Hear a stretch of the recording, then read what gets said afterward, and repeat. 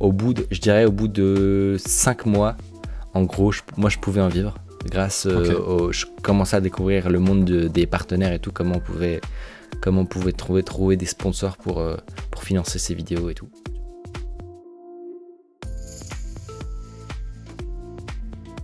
Qu'est-ce qui t'a donné envie de te lancer sur YouTube et ça a été quoi les premiers contents que tu as fait sur YouTube? Ce qui m'a donné envie, c'est que j'étais passionné par un truc, j'avais l'impression de découvrir un monde de fou, quoi. Savoir du coup la bidouille et entre autres la cybersécurité. Et je me suis dit, mais c'est fou que personne, j'ai l'impression que personne n'est intéressé par ça, quoi. Comment ça se fait? Sur YouTube, il n'y a rien. Et du coup, je me suis dit, ben, je vais faire des vidéos qui vont parler de ça, qui vont raconter ce que je découvre. Sans prétention, parce que vraiment j'étais pas très formé, hein. Moi j'avais mes compétences un peu d'apprenti dev, quoi, d'autodidacte, mais ça m'a un peu forcé justement à aller découvrir plein de trucs et à faire mes premières vidéos qui étaient du coup sur la première qui m'a tout de suite un peu lancé. C'était une vidéo où je tendais un piège à des arnaqueurs sur Le Bon Coin. Oui. Et du coup ça avait bien fonctionné et derrière après j'ai rapidement enchaîné sur plein de sujets un peu dans ce cadre-là, soit les arnaques, le hacking, parfois un peu de vulgarisation d'infos, quoi. Tu penses que tu as mis combien de temps pour commencer à voir que c'était quelque chose qui était intéressant, dont tu pouvais en vivre? À partir de quel moment tu t'es dit ça peut être un vrai taf? Moi ça allait assez vite, hein, parce que du coup comme je te disais, la première a marché assez fort, assez vite. C'est quoi assez fort? Tu peux nous donner des chiffres peut-être?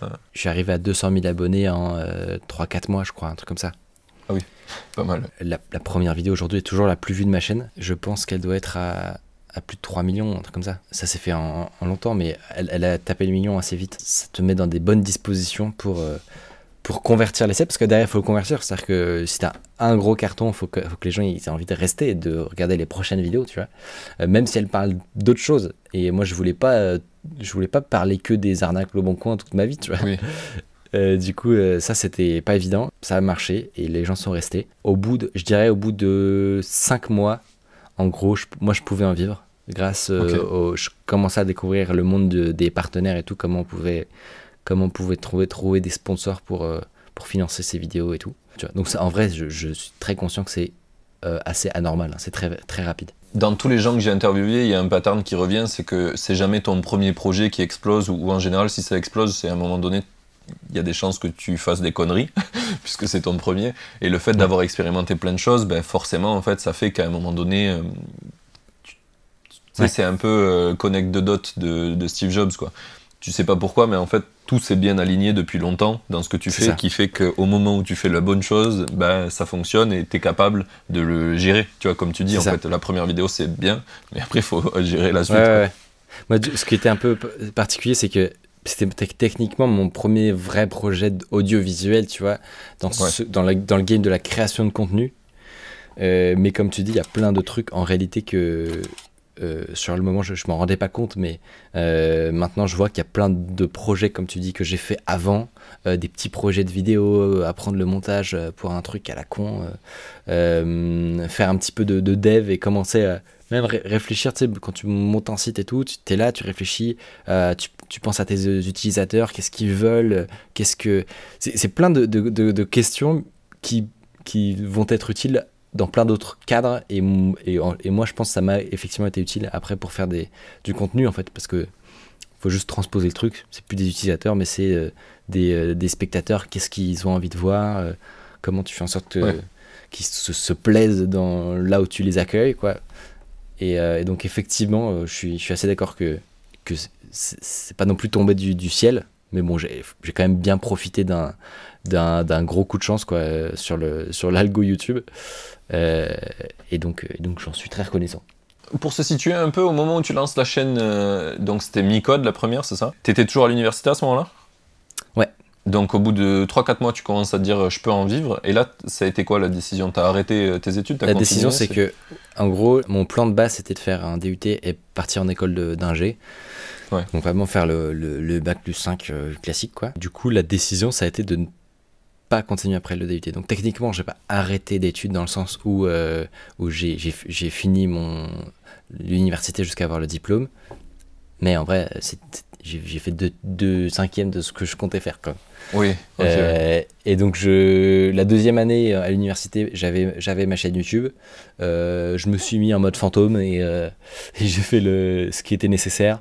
Heureusement, j'avais un bon bagage en vrai, donc je pouvais, sans trop de difficultés, suivre le niveau. Et voilà. Et j'ai pas posé ma démission, mais j'étais pas là souvent en amphi quand même. et du coup, je m'occupais de ma chaîne YouTube jusqu'à avoir le diplôme et me mettre à fond sur ma boîte. Ok, ouais.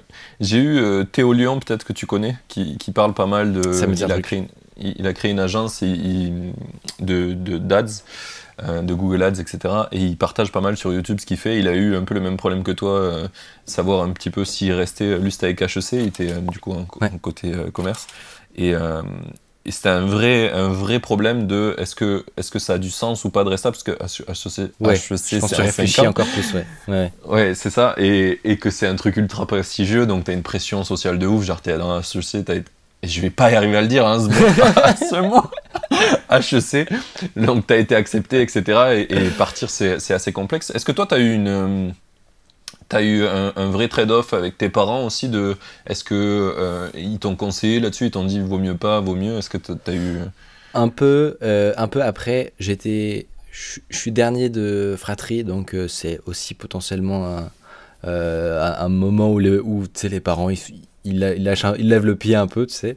Okay, donc peut-être qu'ils auraient été plus sympas qu'ils l'auraient été avec d'autres. J'avais des conditions qui était assez favorable à ce qu'on me laisse un peu tranquille.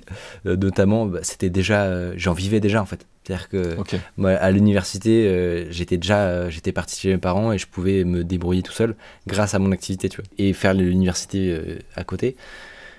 Donc il n'y avait pas une prise de risque énorme. Moi, dans la négociation, j'ai amené le truc en mode je fais une année de césure et en fait on voit à la fin si jamais ça se pète la gueule, et dans ce cas-là je reprendrai une ingé, ce sera hyper facile parce que ça se justifie bien, tu sais, un projet entrepreneurial et tout, ils kiffent. Du coup honnêtement la négociation n'a pas été dure. Au bout d'un an tout va bien, tout va mieux même, et donc voilà, c'est parti comme ça. Ça s'est fait en douceur.